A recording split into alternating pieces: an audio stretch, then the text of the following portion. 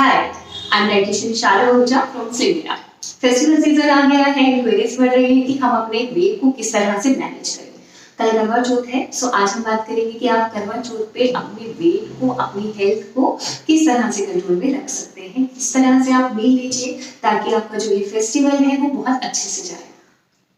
आज सुबह से जो क्लाइंट्स आ रहे हैं उनकी यही क्वेरीज आ रही है कि मैम आज अगर हम अच्छे से डिनर ले लेते हैं तब कल हमें प्रॉब्लम नहीं होगी क्योंकि कल हमें भूख भी नहीं लगेगी। सो आज रात को हम थोड़ा लेट डिनर कर लें एंड अगर थोड़ा हैवी कर लें तो चलेगा।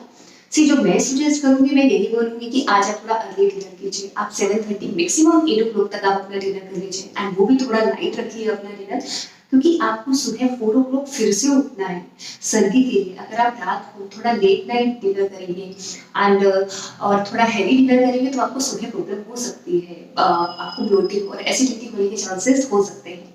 सो बेटर कि आप 8 o'clock तक अपना लास्ट मील ले लीजिए एंड थोड़ा उस मील को लाइट ही रखिए।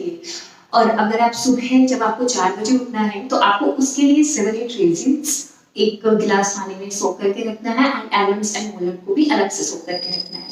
सुबह उठ के आप उन रेजिन्स का पानी लेंगे, रेजिन्स खाएंगे, आलमंड्स एंड वॉलनट ले लेंगे। इससे क्या होगा, रेजिन से आपका जो इंसुलिन लेवल है वो कंट्रोल में रहेगा एंड आपको क्रेविंग नहीं होगी मीठे की, किसी भी चीज की आपको क्रेविंग नहीं होगी खाने के लिए।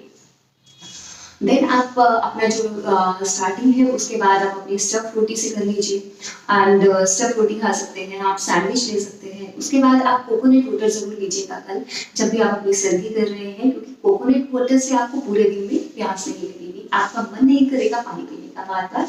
एंड जो आपने वन फ्रूट लेना है उसमें आप अनार रखिएगा ताकि आपको उससे भी आपको प्यास न लगे, क्योंकि अनार खाने के बाद या कोकोनट वाटर पीने के बाद प्यास नहीं लगती है, हमारी बॉडी में पूरे मिनरल्स चले जाते हैं।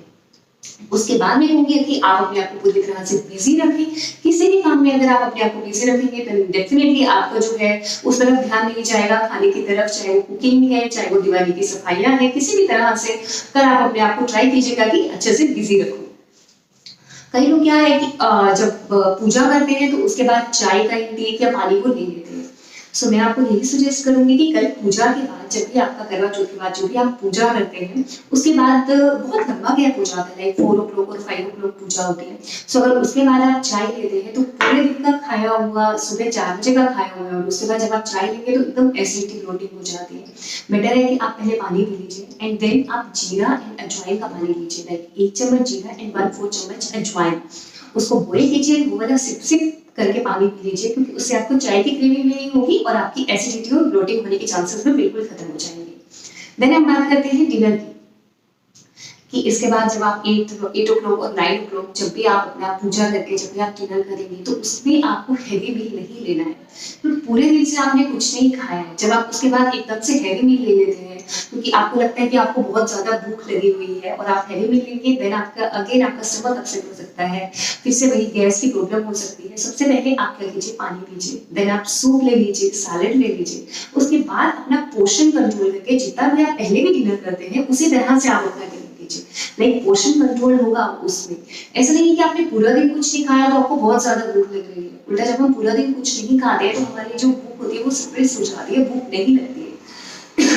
तो आप इस चीज का ध्यान रखिएगा कि आपको जो डिनर करना है उसका जो कंट्रोल में रखना है। एंड वन थिंग मोर, कि जब आप सुबह अपना जो भी सर्दी के बाद ले रहे हैं आप उसके बाद थोड़ा सा गुड़ ले लीजिए एंड रात को भी थोड़ा गुड़ ले लीजिए खाने के बाद। इससे आपको जो एसिडिटी, स्टमक के होने के चांसेस जो भी कभी हो जाता है वो भी नहीं होगा।